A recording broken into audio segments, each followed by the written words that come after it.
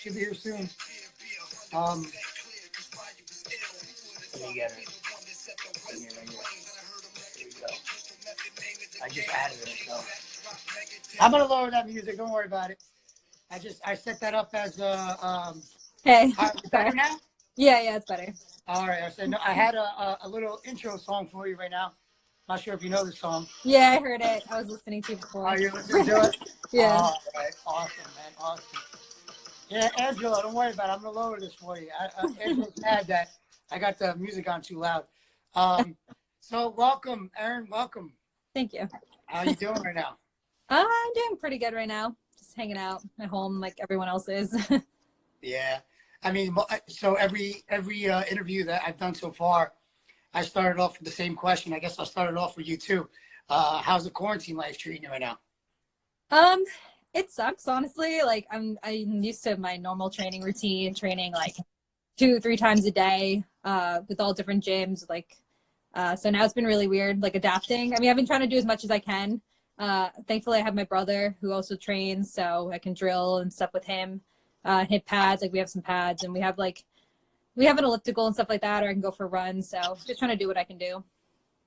So obviously you follow, other UFC fighters, Bellator fighters, other MMA fighters you've seen that all got crazy workouts they're doing at home and stuff like that. Frankie was telling me yesterday he was doing takedowns on a pole.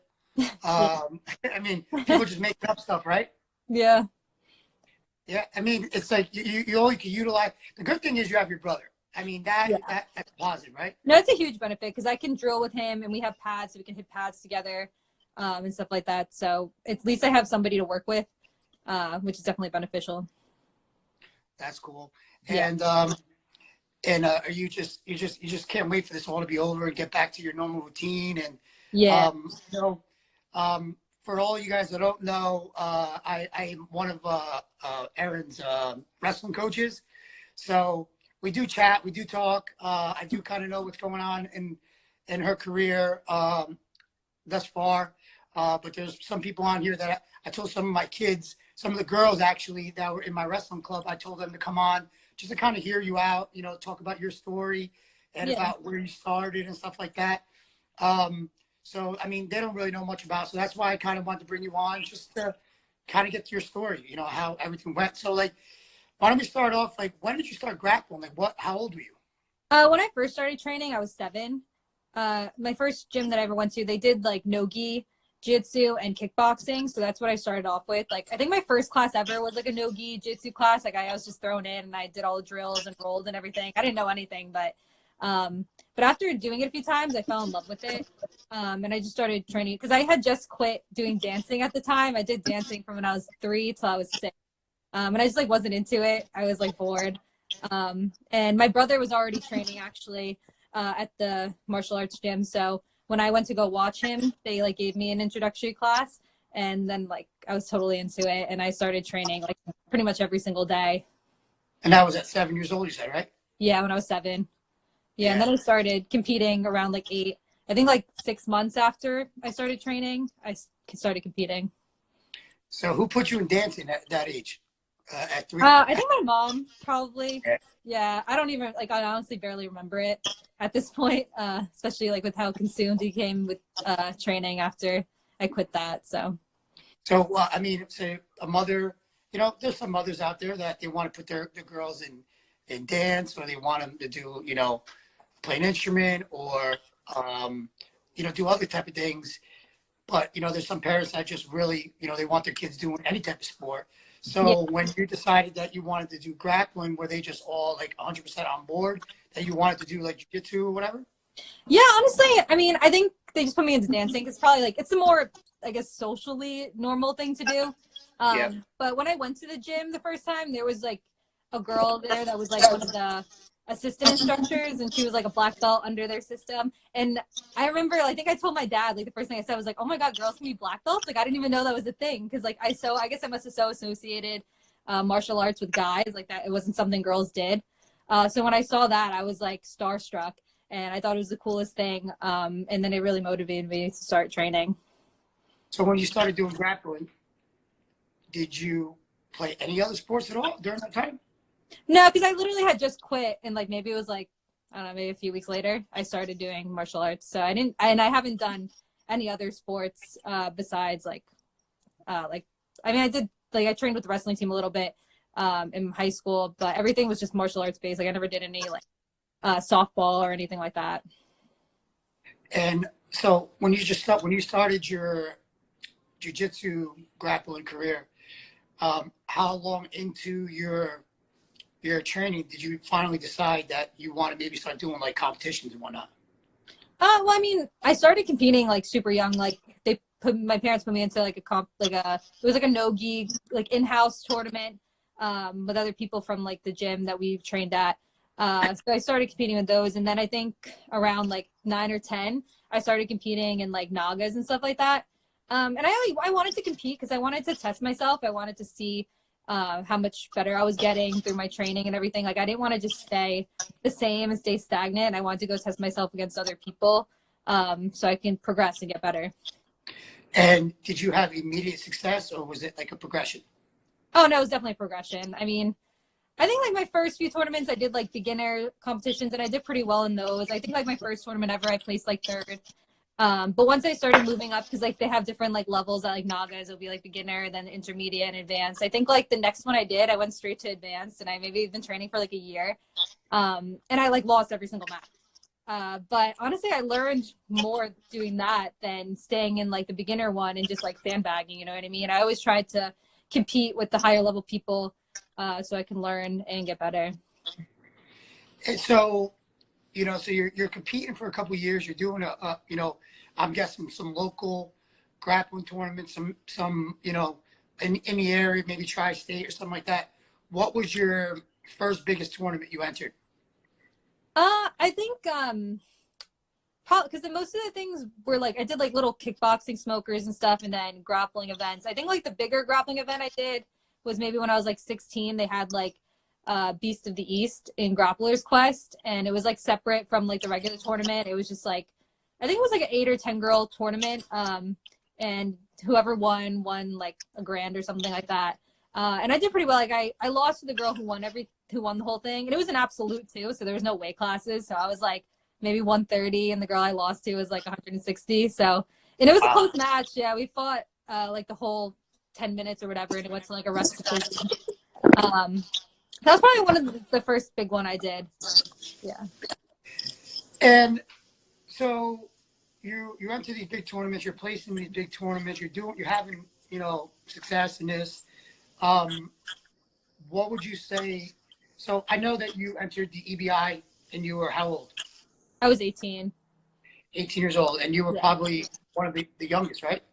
I think there was one other girl that was 18 too, actually. But we were both purple belts. We were both like the youngest girls that I think ever competed in EBI. And you did you have to have like any like special permission for that, or you for age wise, or? No, because when I first like because I just like I knew Eddie Bravo because I have family in California. So I went to train at his gym a few times, and he wanted me to be in the EBI, but he thought I was going to be maybe like a special match. Like he had like another girl that he was thinking about maybe doing like in between the tournament. But then he decided to do the actual like women's tournament. He had never done like a whole women's card before. So I was still 17 when I texted him, but my birthday was like in May and the tournament wasn't until July. So I was able to still compete. Talk about just making the cut. Yeah, exactly. that was almost like kind of perfect timing for you. Yeah, it definitely was. So then you go and you enter the tournament, and you're kind of like on a national scene. Did people kind of know you already at that time, or no? Honestly, really? not at all. Because even to get into the EBI, like they were just doing like posts like on Instagram and Facebook, and they wanted to see who got like commented the most. But I knew I wasn't gonna get commented at all because like at that point, I think like the biggest thing I won was like a blue belt like Pans no gi championship at like 16 years old. So it wasn't anything like that impressive to anybody. And honestly, I knew how good I was. So like, and he knew how good I was because he had seen me train with his girls and stuff. So when I texted him, he was like, "Oh yeah, you're in." I'll give you a spot if you want it. So I wasn't known at all. Like nobody knew. The only thing that they knew was that I trained like at Henzo Gracie NYC in the city, and I trained at Silver Fox. So like they know those were like good gyms that produce a lot of like Gordon Ryan and Gary Tonin and stuff like that. So some people were like, oh, you have to watch out for her just because of the gym she trains at. But a lot of people are underestimating me and they didn't expect much of anything. Like if I had won one match, people would have been like excited, you know? Yeah, and then you're just turning freshly 18, which is Yeah. like, you're hitting the beginning mark of it. So right then and there, people are really not gonna, really kind of think that you're gonna win the whole thing. Yeah. So you go into the tournament. Is it like a bracket form? What was it? Yeah, it was a bracket form. It was 16 girls, I think. So you had like 4 matches in the one night. Yeah, so Okay. yeah. So you go into the tournament, and are there seeds or just random draw, blind draw, seeds? I don't know how they did it. I didn't know who I was going to compete against first till like 1 or 2 days before. They just posted it up on Instagram. I think what they tried to do was put the people, like, I guess they must have made their own like list of who they thought was most likely to win it, and they put like whoever was like the number 1 seed against the last seed and went down from there. So the first girl like I got was a girl from Australia who was like the number 1 female from Australia who's like she's been to ADCC and stuff like that. So they gave me a pretty hard match, the first match. Wow. Yeah. So you migrate your way through the bracket. You make it to the finals. Were you kind of just like shocked that you were there, or in your mind you knew that you were good enough to be there? I mean, honestly, like my first match, I could feel a little bit. I was a little maybe starstruck, like, oh shit, like I actually am competing on EBI right now. And then she was trying to get a Kimura on me, and then all of a sudden I woke up because obviously I didn't want to get submitted. Yeah. So that was probably like the only time where I felt like almost like I guess you can say like out of body experience because it's like your first like big tournament, like that's televised and everything. But once I got through that match, then I was fine. The rest of the matches felt normal. I felt fine. I felt like I belonged there. Is your final match on YouTube at all? It might be. I'm not sure. I know it's on UFC Fight Pass, all the matches, the whole thing. All right. So if you guys want to watch that, maybe if you have UFC Fight Pass, you can check it out. I think I might have saw maybe one match, maybe on YouTube. If you guys want to check it out, just put in her name, Erin Blanchfield, in there, and then something should pop up, type of grappling. So you go through the bracket, you make the finals, and you win the whole thing. Was it a money grand prize or a belt? What was it? It was a belt, and it was so money. Like each match, you could win. I think up to 5,000 if you submitted your opponent in regulation. So I submitted all my opponents, but it goes into overtime after the first 10 minutes. So I submitted them in overtime, but you don't get paid for overtime. So I only submitted 2 girls in regulation, so I made 10 grand and I won the championship. Awesome, man. That's awesome, man. And that's good to hear when underdogs win big tournaments and you being young. Yeah. I mean, that's like, I think you were the youngest ever, right, to win EBI? Yeah, I mean, I think I graduated high school like 6 weeks before that tournament. Wow. I was like the youngest. I think I was even younger, like a few months younger than the other 18-year-old. And I was the youngest person to ever win a belt in EBI, and I still am. That's awesome. So, yeah. I mean, so let's fast forward. And then, so now you bring that grappling experience into MMA. So obviously, within the MMA jiu-jitsu world, people already know, they're like, this girl is great on the mat and she's good. She's a good grappler and stuff like that. So I guess people already on the scene already just know about you. So at what age did you figure out that you wanted to go, not really stop doing that, but like kind of transition into MMA? Like, how old were you? Were you already doing that during EBI or after? No, I wanted to be an MMA fighter, professional MMA fighter since I was like 12 years old. So that was always like the first thing on my mind. But I always competed in grappling and kickboxing because you can't actually do MMA till you're 18. So I was just trying to compete as much as I can in the separate disciplines. But when EBI came around, like I wanted to do that first because I knew like if I won something like that, it would be like a catapult for my MMA career. Yeah. So like literally, I think I competed in EBI in July and I made my amateur MMA debut in that November, like just a few months later. Because I already knew that I thought I wanted to do. Like if I didn't do EBI, I would have just did an amateur fight or something. So I knew I wanted to do that. So, but did you have like a striking coach or somebody that kind of was like, pushing you? Like, all right, I think this is time that I know that you want this. Was there somebody one of your coaches that were like, all right, Erin, let's go. Let's get you into your working on your hands and your strikes and all that. Was there one coach or multiple different coaches? Oh, well, I've been with my Muay Thai coach, Augie Mateus, at MK Muay Thai since I was 15. So I was already training.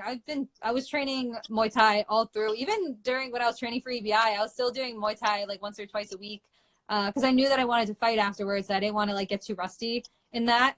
So he supported me. Like when he knew that I wanted to, I talked to him about that before, that I wanted to do MMA. And he fully supported me, and my jiu-jitsu coaches and everything. They knew I could like handle that. So right after EBI, I booked a fight, and yeah. Guys, I see there's a lot of good questions being asked on the bottom. I want Erin to answer a lot of those. We're just going to talk a little bit about her career, and then we'll definitely go back to those questions. We're not going to forget you. I have a couple friends on there that has some funny questions, and someone has some good questions. But okay. We'll get back. We're going to get back to that. Someone actually proposed to you, I think, in one of the earlier ones. But I mean, we'll get back to that. I mean, I know you train at Henzo's in the city. Yeah. When did you start doing that? Like at what age? Was that at the same time or? Yeah, well, when I first started training at Silver Fox, I think I was like 16. They're like a Henzo Gracie affiliate. And you're still there? Yeah, I'm still there. Yeah, I still train there too. I started training there, and then like when I had off of school or something, I would take trips into Henzo's to go train over there.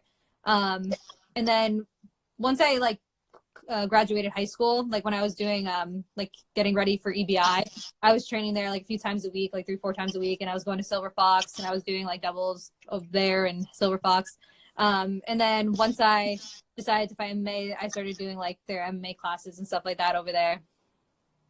I mean, you got to think about something right now. You're at one of the top schools in the country, even in the world, at Henzo's, and there is constant UFC, Bellator, World Series of Fighting, Invicta, you name it. I mean, being in a room like that, whether you never wanted to do grappling at all, fighting at all, that's infectious to be around those people, and definitely had to motivate you to want to step it up, right? Oh yeah, definitely. Because even when I was competing, when I was getting ready for EBI, I would go there early and I would watch like the MMA sparring stuff. Like I wasn't doing it yet because I was just trying to focus on grappling and I didn't want to get injured or anything. But I'd be watching them and I'd be like, oh, I can't wait till this is over so I can go spar with all these guys. And there's a lot of pro girls there too, so there's a lot of people to train with, and they're all super high level. Yeah, so it's really cool. Yeah, I mean, the thing is, so you said you start getting in the fall of that year, right? You started training your MMA. Yeah. And you wanted to get into it. Now, how many? Where was your first amateur fight? Like, where did you fight at? It was in upstate New York with an organization called ACC, Aggressive Combat Championships. I had competed with them before, actually, doing like kickboxing and Muay Thai fights when I was younger. So when I wanted to get into MMA, they were like, oh yeah, just let us know. Like, we'll get you a fight. So I had like a few opponents fall out because I had literally just won that EBI before. So like a few girls would be like, oh yeah, I'll fight her. And then like a day later, their coach would call and be like, no, she's not fighting her. Like, she's too experienced. But honestly, I didn't have that many fights, like actual fights. I just had a lot of experience in jiu-jitsu. And I had just won like that high level competition. So it was a hard time finding amateur fights, but I got that one amateur fight. So then I was allowed to go pro after that. That's awesome. That's awesome. So your first professional fight, your debut was the Cage Fury, right? Yeah. Fight against Whitney Piles. Yes. Yeah. So you won that fight by TKO. Tell me how it felt to be in your first pro fight. I mean, you didn't have to wear pads or anything like that, right? No, yeah. Well, and actually getting that fight was kind of hard because like I only had that one amateur fight before. So the New Jersey Athletic Commission didn't want to give me a license. So I think Nick Limbo, like the guy who runs the Athletic Commission here in Jersey, he asked for a letter from John Danaher from Henzo's. He's like, if John Danaher thinks you're good enough like to go pro, I'll let you. So I had to like talk to John and do like some sessions with John to see like so you can see what my skill level was at. And John was like, yeah, sure, like I'll write the letter for you. He wrote a nice letter for me, which allowed me to go pro. Yeah, so that was pretty cool. And that's actually a pretty cool story for that. Yeah, it was pretty crazy. I did a few sessions with Caitlin Shikagan. Yeah. I did a few sessions with her just so John could see where my level was at and stuff. And then after that, he was totally cool with it. And they let me get my license, and then I was able to go pro. So you go pro, you win your first fight by TKO. Yeah. Then in your second fight, real quick, you get invited to go to Invicta. Yeah. Which some people that are not really in the MMA game really, they don't know is that, Invicta is a huge farm system for the UFC for girls. Yeah. It's an all girls, right? All girls. Yeah, it's a whole women's professional league. Yeah. Yeah. So you get invited, and where was that first fight? It was in July 2018, right? Yeah, so I went pro in March, and then I had my first Invicta fight in July, and that was in Kansas City.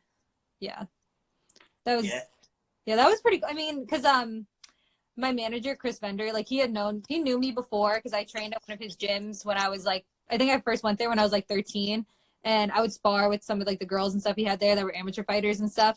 And he was really impressed with how well I did with them. So he knew once I was 18, he's if I ever needed help getting fights and stuff like that, he would help me out. And he managed Amanda Nunez and Vanessa Porto, who's the current flyweight champ and stuff like that. So he had good connections with Shannon Knapp, who runs Invicta, and all them over there. So so once I got that first pro fight, then I was kind of having a hard time finding fights even regionally with CFC and stuff because they have some girls but not too many, and then if one says no, they don't have a lot of other girls for you to fight, where Invicta is all women, so they have, if someone drops out, they have another girl the next day. So I got that fight with them, and then I signed a 6-fight contract with them. Yeah, so I see that you had 2 straight wins at Invicta, and then in your third fight in Invicta, you lost a split decision to Tracy Cortez. Yeah. Who is now in the UFC, right? Yeah, she's a UFC fighter now. UFC fighter now, and yeah. I watched that fight. I think it was a very good fight. I think could have went either way. Yeah, it was super close. I mean, I was 19 years old, and it was only, I think I was 3-0, so it was only my 4th fight. And she was well older than me, and she had good wrestling. I mean, she took me down a few times. I mean, I think one of her wrestling coaches are Henry Cejudo. And that's after that fight, that's why I wanted to start training more wrestling, because I didn't feel like I got totally outclassed or anything. Yeah, but I definitely needed some help with it. And I felt like it would really just tie the whole game together. Listen, I love you, Henry Cejudo. I really do. Yeah. But Erin came and joined Cordoba Train, get some wrestling in, so we're coming. We're coming for everybody, and I'm trying really hard every day. We'll get into that, but we're working our butts off of wrestling, and trying to evolve your game into a total package that we know you could be. And you're young, only 20 years old. You go back to Cage Fury again, and you fight Gabriella Guffin, and you win by a submission. And then after you win that fight, you go back to Invicta, which your last fight, which was also in Kansas City, right? Yeah. I think all of them were in Kansas City, except one was in Oklahoma. Yeah. Well, before I get into that last fight, my quick question for you, because it leads into what I want to talk about. The nickname Cold Blooded. Yeah. Where'd that come from? My dad made it up, actually. Because I guess when I competed, especially when I was younger, I was always just like a stone cold face. I never showed any emotion. Win or lose, I never showed any emotion. So he always thought it was Cold Blooded, and then it matched the last name, Erin Cold Blooded Blanchfield. So I stuck with it. I liked it. So you talk about that you don't show very emotion when you fight. All right. So guys, I'm gonna show you something real quick. Except his last fight. We're talking about her last fight right here, and I will play on it. All right, you guys can see. Okay, that head kick that finished off, and that was her emotion. Remember, she said she doesn't get emotional, right? All right, this is her almost crying right here. Yeah. I mean, tell me about that. What did that feel like, man? I mean, that kick was, if we could, I'll I'll rewind it one more time to show it in slow motion. I want them to see this one more time. Yeah, no problem. Okay. So you threw a right jab and then a head kick right to the head, right? Yeah. Yeah, it was like, I think it was a left kick. It's just from Right there. Yeah, right there. And you finished there. Yeah. And what did you think right then and there? It was over right then and there? Yeah, well, actually, like, because in the first round, I did the same thing. I dropped her in the first round, but she stayed tough, and I went down. I was punching, but she was able to, like, get back up towards the end of that round. But then that second kick that I hit her with, it was different. Like, she just totally, like, collapsed. Like, the first one, she kind of fell backwards, and I could see that she was still conscious. But that second one, she just totally went limp. So I knew it was over. Like, I knew I had to keep punching because you have to keep going until the ref pulls you off. But I knew she was done after that. So we know you're cold-blooded, but you do have a little soft side to you right there. Very emotional win for you. What made that win so emotional for you? Well, I mean, because that fight was in February, and I hadn't fought since the June before the previous year. I had like back injuries and stuff. I had to get like cortisone shots and stuff like that. So I was out for a while, and that was just like super depressing, not being able to train and stuff like that. It's almost similar to like what's happening now, but at least now I could still move and get like those endorphins and stuff, and still like learn. But then I really I couldn't do anything. My back was so messed up. I really the doctors were like, you have to just like literally do nothing. You can maybe like walk, but that's it for like a month. So I wasn't able to do anything. And then I got like a staph infection on my knee, like right after getting better, like right when I got back to training, I got a staph infection. That was pretty bad. And then I got allergic to the medication from the staph and stuff like that. So I was just having a lot of like issues before that. And then also that was my first knockout ever. I had never like dropped someone like that before in a fight. And I had planned that, like me and my coach like knew that she had that tendency to drop that hand a lot. So we planned that. And so like seeing it come to fruition like that was just like, I was overwhelmed. Yeah, I mean, that could definitely be a reason to feel the way you did. You know, that was definitely an emotional win for you. And it gets you one step closer to the ultimate goal, which we obviously know where you want to be. I know an article came out the other day about some top prospects that people should be looking for the UFC. I think it's what Dana White's looking for a fight. Yeah, Dana White Contender Series. Contender Series. You know, yesterday, were you on my when I was talking to Frankie? Yeah, me and my family watched it actually. Yeah. Did you see Dana White come on? Yeah, I did. Yeah, so it was pretty funny. I was like, damn, that could have been a perfect time to put a little plug in for Erin Blanchfield, you know? Yeah. But you know what? I was having audio problems at that exact moment, and I'm like, oh man, I gotta fix this first before I keep talking because I wanted to keep talking. Yeah, I know he called you out on that. Yeah, he called me out. He's like, get your shit together. Yeah, and I'm like, should I go talk to him? And I was gonna bust his balls. Not really like it's his fault, but you know, the weekends I used to look forward to watch some UFC events, and now there's nothing going on, so I'm like bored out of my mind with the weekend no sports. Oh yeah, me too. I watch like every single weekend. I watch the fight, so it's been so weird. Yeah. So they have an article about you. You know, you being one of the top prospects. How does that make you feel? And I know in your mind, I know you're ready. I mean, do you think you're ready? Yeah, I definitely think I'm ready. I mean, I've been doing this since I was 7 years old. I have a few fights under my belt now. I feel a lot more comfortable. Like my last 2 fights, I'll say, I felt so comfortable in there. I felt like natural. Like I didn't have any jitters or anything. So I'm definitely ready.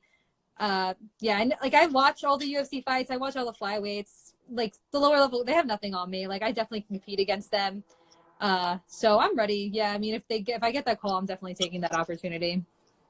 Yeah, and I mean, you're still young. I mean, even if you go to fights, I mean, listen, I don't ever want to see you lose, you know. And you know, me being your wrestling coach, I plan on being there for your career and plan on, you know, being in that corner. And you know, again, don't want to ever see you lose. But at a young age, if you ever took an L now, at a young age, I mean, we can always bounce back from that. Obviously. Yeah. We don't want to think I mean, people can always bounce back from losses. It's just how you take it. You know what I mean? Yeah. I'm just kind of saying like you're young. You're not like you're 30 and you're going into your first UFC fight. You know what I'm saying? Yeah. Like you'll be young. You'll be young. I mean, I know UFC is like your ultimate goal, but like if Bellator keep calling or like World Series of Fight or something like that, I mean, would you do it or would you just kind of like hold off to want to do UFC? Yeah, no, for me right now, I would just fight with Invicta as many times as it takes to get into the UFC. Yeah. Yeah. And honestly, for me, like, I know if I get a few more wins, like getting into the UFC is inevitable in my eyes. It's just a matter. It's not like if, it's just when. So I'm just gonna keep doing what I do, like just keep going, winning fights in Invicta, or Dana White's Contender Series, whatever it is, till I get in. Well, guys, make sure you definitely follow Erin's career, and she's definitely gonna be up there, and hopefully sooner than later. Yeah. And so, all right, I know it's hard for fighters to talk about other fighters right now, but I mean, is there a male fighter and a female fighter that you kind of like look up to and you kind of like emulate your style, or you want to be like somebody? I mean, like I know I do. I'm 37 years old, and there's older coaches that I wish I could be like. I mean, is there somebody out there that you want to emulate their style, or you kind of just like everything about them? Like male, who would be a male one? Well, if I had to choose somebody that I watch a lot of footage of and stuff, it'd probably be like George St. Pierre. He's just like very technically sound. He had like his takedowns were like amazing timing. He had good striking, grappling. He was just very well rounded. I mean, honestly, I watch like any of the UFC champs because they're champs for a reason. You know what I mean? Like they all have their different strengths and weaknesses and stuff like that. But you can definitely learn a lot from watching fights. Like even like right now, like the UFC flyweight champ is Valentina Shevchenko, and she has like a Muay Thai background. So whenever I watch her fights, like I'll watch like her striking's like super crisp and her trips and stuff like that. So I would just watch like any of the champs honestly, and I look like whatever their background is, I try to see like what they do and what they like and how they do it. I that was awesome. I mean, I know I wasn't really going to ask any questions, but someone said on the bottom, and it kind of just stuck to me. Someone said on the bottom, Renee Hernandez, you said that, she's very dedicated. And I'll tell you right now, guys, I mean, Erin, I just want to talk a little bit about you, but I mean, I'm talking about, when we talk about dedicated, I'm talking like she is there on time and she wants to learn. She wants to be there. When you come to wrestling with your brother, you're always asking questions. You're telling me that you're writing notes. Yeah. And then you go home and you drill with your brother, and you're constantly trying to get better. And I see your train rides into the city to Henzo's, drop to your Muay Thai place, and I know that's what it takes to be a superstar. But at a young age, your work ethic and you being prompt with everything, where does that all come from? And have you always been that way?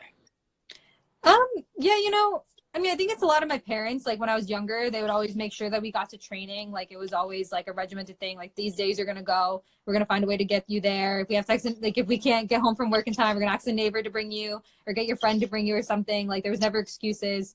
And I just brought that into like my adulthood, I guess. And then once I knew I really wanted to do this, I knew it takes a lot of dedication, and I'm 100% and I'm all in. So I put in like all the work I need to do. I'm always trying to get better. That's why I always take notes and I'm drilling everything, and I'll like video my sparring and stuff so I can see what I'm doing wrong. Cause I know what it takes. You send you videos of what we do. Yeah, you take videos of when we're drilling so I can look at it back at it so I know what to do it right. Yes, I'm always just trying to do it because I know how hard it is to get to that level. So you have to be dedicated from the very beginning. You can't just like lax off and like, oh, I'll just keep going to training and like kind of like not be consciously there. Like your mind is like everything. You need to make sure you're always like physically there and also mentally there to get like the best results. I mean, when I look at you and I talk to you, I'm looking you right in the eye right now and I'm talking to you. I can see that passion in you right now. And, I really like, there's not many people that I'm around, even wrestlers, even guys that are passionate wrestlers. When I look at you and when I talk to you, when we train and when we go over things, I know you want it. Like I really, really, truly know that you'll do whatever it takes to get to the next level. I know you're still in college. You go to Montclair State University. Yeah. You're almost done, and you make time to get to practice. You do your things. Funny little story. I know we're all like in quarantine right now. Yeah. So Erin likes to train with her brother, and Yeah. just are very tight knit people, and she doesn't like to. She's definitely keeping herself safe during these crazy times. We were supposed to train this week, and I kind of wanted to take another week off to make sure that just like have to do the gym super clean and stuff like that. And I can tell you're a little upset, and I was like, you know what? Don't worry about it. Get into it, because I know Yeah. you were telling me that there's a possibility that you may fight in May. So it's kind of Yeah. like you're not getting the time that you normally do and do the things that you need to do. So it kind of like you get your anxiety gets up there, right? Yeah, definitely. Because like Invicta, like I knew right after this fight that Invicta was having a show May 29th. So like I was asking them like literally like a week after, like, oh, I want to get on that show. And they were already like asking me like, oh, like about opponents and stuff like that. But then this coronavirus happened maybe like 2-3 weeks later. And I haven't really heard anything back. Like I saw Shannon put up something that she hasn't canceled the show yet. Like she's gonna wait to see how it goes. But I think it's like 8 weeks from this Friday. And usually I like to do like camps like 8 weeks out. But like nobody's really like all the gyms are closed. Nobody really wants to train. Everyone's scared of getting sick and stuff like that, which I understand. But for me, it's like I don't want to not be ready either. You know what I mean? Like I want to keep putting on performances like the last one. Like now everyone's going to expect a lot out of me. I know you can't get knockout finishes every time, but I'm going to try my best to, right? Like try to finish everybody. So in order to do that, I need to be prepared. So yeah, it's a little nerve wracking and stuff like that. Like I'm hoping that this blows over soon, or I'm assuming in like the next 2 weeks or so, like Shannon will be able to let us know if the show's still happening, because she's gonna have to make matchups. And a lot of girls might not want to fight because if you like either they're scared of getting sick, or like they might not be able to fly, or they're just not getting the training that they need to fight. So we'll have to see what happens. So I mean, I'm very looking forward to that. I mean, guys, like people that are on here right now, I just want to go back into when you watch this girl. When I watch her do wrestling at my school, and she's wrestling with her brother. If you were like someone looking from the outside in, you watched her train, you would. I say this to you all the time. I say you look like a wrestler. You move like a wrestler. We're working on your stance a little bit, but Yeah. but bend your knees a little bit. But like you're so natural. You're so fluent. Everything comes easy to you. Everything I teach you, you're like a sponge, and you go go go go go, and you're always willing to learn. And you couldn't ask for a better partner than your brother. Yeah. He's about your size. He loves training with you. I can tell how much he cares about you guys. You guys definitely have a tight bond. I mean, you guys are like some brothers fight, brothers and sisters fight, but I mean, maybe you guys fight. And I don't know. I mean, well, honestly, we're super close. Like Yeah. me and my brother have been training together forever since we were little kids. Like when we were really young, like I got tall, like and big really quick. So I was like way bigger than him. So we didn't really train together. But like once he got a little older and we were like similar in size, we always trained together. And then once I started fighting MMA, he was one of my best like sparring partners because he was really good at like Muay Thai and grappling. Like a lot of the people at the Muay Thai gym just did Muay Thai, or like there was just a lot of Jits people. Like there was some MMA sparring like over at Henzo's, but I wanted to get like a few more days in. So we always sparred together. And he pushes me without like hurting me. Like he knows how to gauge it. Yep, so we're like, yeah, he's a great training partner. I'm like so thankful for him. Yeah, definitely. And I see it firsthand. I got some girls that are in my wrestling school, younger girls that, they follow MMA stage. Yeah. They're starting wrestling now at like 6, 7 years old. What's the benefit in that now? Them starting that young at wrestling? Oh yeah, I mean that's awesome. Like kind of similar to me. Like I started jiu-jitsu so young, so that was a benefit. But having wrestling, like in wrestling and MMA, you can control the pace of the fight. You know what I mean? Like you can take people down at will, or people don't want to strike as aggressively at you because they're scared that you're going to shoot right in and get on their legs. You know what I mean? So it gives you a huge advantage, especially if they're starting from that young. Yeah, I mean, if you, I know you're successful now, but if you could go back maybe in time, would you have started wrestling a little younger? Yeah, maybe I would have done more like in high school and stuff like that. Like my high school team was pretty small and there wasn't any other girls to train with. But maybe I would have came and trained with you even younger or something like that. I always did like some wrestling at like the jiu-jitsu gyms and stuff, like that's how we met. So I've done some wrestling, but I never like committed to it that much. I think if I started a little younger, it would have been better, but I'm trying my best to try to learn as much as I can now. And And I feel like I'm doing pretty good at it. And like jiu-jitsu kind of gave me a good base for wrestling in that sense. But I mean, younger is always better, right? So because it always becomes like second nature. Of course, it becomes second Yeah. nature. You have more mat awareness. You kind of know your Yeah. game and stuff like that. So we have a girl. Her name's Alessia. She just wrote on the bottom. She said "girl power." She put a Oh, little yeah. emoji. That's She's awesome. she's always boxing, like doing pad work with her dad, and they have it on. Maybe you can follow her afterwards. Her name's Yeah, no, that's Alessia. awesome. And you'll see some of her videos. She's gonna have a bright future herself. She loves Yeah. wrestling. She kind of has the same work ethic as you. At a young age, really Yeah. wants to train, really wants to be the best. So people like you are huge inspirations to generations of young girls, Yeah. wrestlers, grapplers, everything.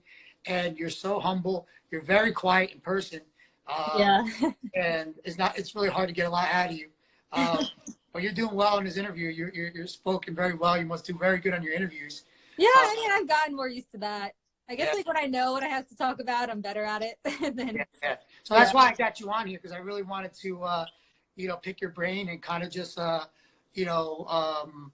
people just hear you out and just see your journey and stuff like that. So why don't we? I know because this cuts off at exactly an hour, so we got about okay. 17 minutes. If it does cut off and you do want to talk a little bit more, we can always go right back into it. Okay. So why don't we start off with a couple of questions? All right. So I'll scroll down. I'm not gonna go all the way to the bottom. Someone said you're the female version of GSP. Oh, thank Uh, you. that's, uh, we'll ask you some questions and we'll just do them quick answers. All right. Okay. Someone said your brother has a bright future as well. I believe that as well. Yeah, definitely. What caused your first loss? It was a close fight. I think I got taken down a few more times than I took her down, and I think it's what really swayed the judges. Cool. Alessia said again, when can she meet you at club? You'll see her soon, Alessia. Yeah, She'll be soon. around. Hopefully after coronavirus. Yes. Someone said they're happy to see you using your striking more. That was another big thing. Yeah, talk about that. I mean, like, people know you as the grappler. You're EBI, youngest champion, and then you go to MMA, and people are like, all right, just like wrestlers, like Ben Askren, they know you just take them down, they finish you. And Yeah. people want to know, like, does she have hands? Like, does she have any kicks? Blah blah blah. And your last fight, you proved it. And really, there's not much you can say about that. Yeah. Right? Yeah, definitely. Yeah, I mean, because that whole summer, like while I was kind of injured and stuff, like the only thing I could really do was like drill or shadow box and stuff. So I was working a lot on that, and I was working a lot of like switching stances and stuff. Like I had a long time from between fights, so I had a lot of time to progress and get better. And I was always confident in my striking. People just underestimated it because they knew me as like the jiu-jitsu girl. So I just want, and I had shown it off in my other fights, like that I had good striking, but I never finished anyone. So this was like the first time that people got to really see like I have knockout power. I'm guessing Christina Pinto, you may work out with. She says, "Hey, Erin, who is your favorite partner at Silver Fox?" Oh yeah, that's her. I'm guessing Yeah. that's her. Yeah. Someone thought you won that fight that you lost. Well, one judge thought I won. It was a split decision, so. Yeah. Here's a funny one of my buddy Tony. He said, "Have you ever put a guy in his place for messing around with you, and did it end up badly for him?" Never. No, never in that situation, but there are some grappling matches on YouTube where I submit guys. So if you want to watch that, it's pretty cool. I'm thinking he's talking about maybe. Yeah, I know. No, I haven't had anything like that happen to me. Yeah, I'm pretty lucky that way. That's funny. Let me see. My buddy said here, whose career do you try to emulate? I think you got on that, right? You kind of talked about. Yeah, I mean, I just try to watch people that I know are high level, and I'll create my own style. Same guy asked this question. He says, thoughts on a grappling match with Danielle Kelly. I don't know if you know her. Oh, yeah, no, I mean, she trains at Silver Fox, too. She's a teammate, so, I mean, I wouldn't compete against her, no. Okay. You must be a fan of her then, I guess. Let me see who else comes in working. I don't know if you see any on your end, maybe that you might have saw that Probably with that. Okay. Someone said, is it okay? My boxing stance is right-handed, and my wrestling stance is lefty. My dad yells at me. You know what? Actually, with wrestling, which I realized, when you stand righty in wrestling, it's your right leg forward. Where in striking, that would be a lefty. Like you stand with your power side to the back. So if you're a righty striking, you're going to stand with your left leg forward and your right leg back. Where in wrestling, that'd be a lefty. So it's opposite. So that actually makes sense. You're actually doing it. So your boxing stance is a righty, but your left, but you stand right. Yeah. So that's not. I do the same thing. I stand like my natural stance is righty and striking, but I'll just stand that way in wrestling too, and everybody thinks I'm a lefty. So that's an interesting difference. Well, I mean, unless she comes to my wrestling practice and I force her to go right leg lead, and that's obviously probably her fight stance is left. Yeah, because you have me drill that too, and it feels so awkward because I'm so used to standing with that left leg forward. In striking, I've gotten more used to it, like switching stances and stuff. But in wrestling, I have to kind of develop that more, I think. I think someone else said another person thinks that you won that fight. I mean, I guess it's You know what? I mean, it was a loss, but honestly, it motivated me to get better. And I know if I fight her again, I'll beat her. So that's all that matters to me. I know how much better I've gotten. And it's only motivated me, and I'll just keep winning fights. Like, it doesn't bother me. I'll just take what I can learn from that. And that's what anyone should do in any loss that they have.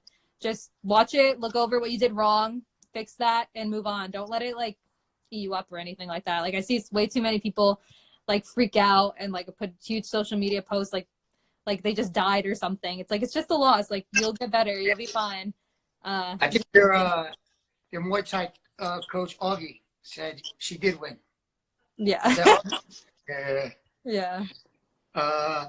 Someone says you've given them a black eye. What was that? Any tip for someone looking to start MMA career soon? Well, I mean, you have to start training. I would train all the different disciplines. Make sure you have a good jiu-jitsu gym, Muay Thai gym, wrestling, and make sure you feel confident in all those abilities and you have like one main coach that's helping you put everything together. We got Marissa on here right now. Marissa. What's up, Marissa? Is one of our fighters as well that comes train. She rolls with Erin as well. They're both they're partners. We do wrestling together. Marissa is looking for an upcoming fight too in May too. So we're looking forward for that. For both you girls. Yeah, hopefully both get fights. That'll be both awesome. you guys get in. Yeah, that's what I'm saying. Someone asked before what your nationality is, and it's funny because you told me one part of your nationality, and I never knew that. And I've known you for a couple of years now, and I'm like, when you told me this one, I'm like, no way. So what's your nationality? I'm half Irish and half Puerto Rican. Yeah, my dad's Irish and my mom's Puerto Rican. So someone goes, give a huge shout out to your dad. Your dad is definitely he's like your main corner man, like in spirit and everything, right? He's like. Yeah, I mean, because he was probably like, I would almost say like my day one coach, you know what I mean? Like when I first started training, like before any of the coaches really cared or anything, he would always come and watch like me and my brother train and like try to help us get better and stuff. Like he would like video all our tournaments and we would watch it at home and try to like figure out what we were doing wrong, or we'd bring it to coaches and show them. And he's always supported me like 110%. And whenever, like sometimes he's been in my actual corners in my professional fights. Like if I could have more corners, he'd actually been there. He's a huge like emotional support for me, you know what I mean? And yeah, he's always there. Like even when sometimes he can't make it to my fights and stuff like that, but we always like talk on the phone and stuff like that. So yeah, and both my parents, like my mom, she always comes out to all my fights. She helps me cut weight for all my fights and everything. She supports me, like my whole family. It's a whole family, like support system, honestly. Yeah, I remember your last fight the one I went to where's the one we went to? I was in Pennsylvania. Was it Pennsylvania? No, I think I saw you in Jersey. No, it might have been PA. No, it was PA, yeah. The Parks Casino. Parks, yeah. So then I saw you when you won, your dad was like ear to ear grinning. I mean, yeah. No, because it's so funny with him because he doesn't react. Like, because I knew like my last fight, my mom like texted me where they were going to sit. So I kind of had an idea of where they were. And then like after I knocked her out, like I looked into the crowd and like my mom and my coach's wife were like freaking out, and then my dad just looks at me and gives me a thumbs up. Like it was the funniest thing ever. I don't know why, it like made me laugh. I was probably like, I don't know if they ever had video of it, but I was like almost laughing like in the cage. But yeah. And your poor brother, who's not 21, can't go to some of your fights. Yeah, no, because he doesn't usually fly out because he has school and stuff. But he was going to come to that fight in Pennsylvania last June. But then the Parks Casino was like, oh, you have to be 21 and over to come in. And then I was like, I'm not even 21 and I'm fighting on the card. So like when I got there, they had like my name written in like all caps with like stars next to it. And they're like they were like giving me like this whole like talk where they're like, you can't like go anywhere out besides like the locker rooms. If we catch you leaving, like you're gonna be in trouble, whatever. It was like the weirdest thing. That's so weird. A couple questions, a couple more because we're running a little bit of time. Your family, what do they mean to you? Oh, they're their world to me. They put so much into me, and me being successful in this is just like me showing thanks to them. You know, I love them and they're everything. And their support means how much to you? Oh, it's everything. Like, yeah. Yeah, I mean, they support me. They've supported my decision to be a professional fighter since like day one. They've never like argued with me or anything like that. And they saw how dedicated I was, so they were totally on board. And to, you know, a mom or a dad to have their daughter getting punched in the face, kicked in the face, and come home all beat up. I mean, well, we are Irish and Puerto Rican, so we love to fight. So you know what? Again, I didn't even think of it that way. Yeah, you're right. Yeah, no, like both sides of my family fucking love it. Like they freak out. They're like, Erin, you gotta fuck her up. Like freaking out on like Instagram and Facebook and everything. They all love it. And it's awesome because like I hear a lot of other people like that I train with and stuff, even they'll like say like, oh, my parents hate it, or like they tell them to keep like doing something else, or like they never go to their fights or anything like that. And I can't relate to that at all, honestly. And that must be really tough, you know. I mean, when you get older and you're an adult, like your own person at least, but like I've had this support since I was a kid, so it's really helped me like develop into the fighter I am now. Any hidden talents that you have? No, not really. I like to bake a lot, actually. Like I'm a pretty good cook, I think. But that's not really hidden. I post about it. Like I like to bake and stuff, especially when I'm cutting weight. It kind of helps me like cope with it. So that's something. Yeah. That's awesome. Is there something that people may not know about you? Anything else? I know it's kind of the same question almost, but like, is there something else that I don't know that people would never think that Erin Blanchfield, like any type of music you're into or movies you're into or stuff like that? Well, I guess maybe one thing that's more for me, because like how you were saying before, like how quiet I am and stuff like that. I really do like talking about stuff like this. So like after fighting, like what I'm going to school for right now is like television and digital media with like a concentration in like sports media. So I'd love to get into commentating like after fighting. Yeah, that'd be great. So, and I know it's a lot of talking stuff, but I'm good at like talking about what I know, you know what I mean? And I think especially with the schooling behind me and like knowing how to speak in front of a camera properly and feeling comfortable there, I think that'd be a great route for me, like after fighting, especially like if I get into the UFC and if I want to be a UFC champion. So if I get that belt and then I want to do that, I think it'll be a great like leeway. So you just got to take some tips from me on how to be a good interviewer. You know? Yeah. Listen, I'll take notes. I've been so bored. I'm like, I needed something to do. So I decided to do these interviews. They've been going great. This was an awesome interview as well. Yeah. We wish you nothing but the best. We know that we could look at this interview a year or two from now, hopefully less, and look back and say that you had your eyes set on the UFC and that you are gonna, you know, be a superstar one day, and we'll say that you kind of predicted it, you know. So, Erin, cold-blooded Blanchfield, guys, follow her at your Instagram is Erin Blanchfield MMA, right? Blanchfield_MMA. Yeah, all my social media platforms are that. Okay, Twitter and everything, right? Yeah. Cool, man. Is there anything else you'd want to tell your fans? I mean, you got some people that are following you now. Anything you want to say to them? Oh, yeah. I mean, I think it's really cool that you have all those girls at your club. all those girls starting wrestling so young now. Like I wish I had that when I was younger. Like wrestling for girls wasn't, even though I'm still pretty young, like just a few years ago, wasn't really that big of a thing. So I think it's awesome that they're doing that to keep at it. And if they want to get an MMA later, it's a great base. And if they have any questions for me, if they see me at the gym, feel free to ask me. I'm open up. Okay, yeah. So. Yeah, if you have any questions, maybe you could shoot her an inbox into her Instagram, guys. She gave you her Instagram name. Yeah, definitely. It was awesome having you. All right. Well, I'll see you soon for practice. Yeah. We'll get in there and we'll get ready for your next fight. All right. Cool. Thank you. For your family and be healthy. Okay. You too. Thank you. All right, bud.